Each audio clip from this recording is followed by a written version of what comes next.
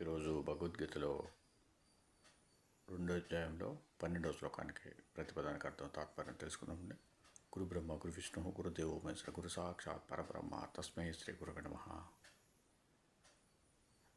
త్వే వాహం జాతు నాసం న త్వం నేమే జనాధిపాః న చైవ న భవిష్యామః సర్వే వయమతః పరం.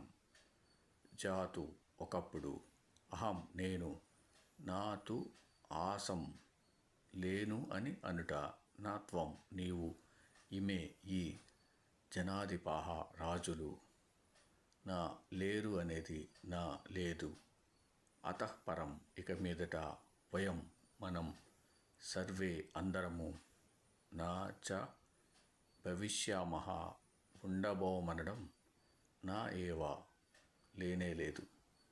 తాత్పర్యం: నేను, నీవు, ఈ రాజులు పూర్వం ఒకప్పుడు లేకున్నామనడం సత్యం కాదు. ఈ శరీరధారణకు పూర్వం మనమందరము నిత్యాత్మ స్వరూపంలో ఉన్నాం. ఈ దేహ త్యాగానంతరం మనమెవ్వరం నశించం. వర్తమాన కాలంలో కూడా మనం నిత్య ఆత్మ స్వరూపంలో ఉన్నాం. భవిష్యత్తులో కూడా ఉంటాం. ఓం సమ సద్గురు సాయినాథ్ महाराज की जय. ఓం సమ సద్గురు భరద్వాజ్ महाराज की जय. ఓం నమో వాసుదేవాయ నమః.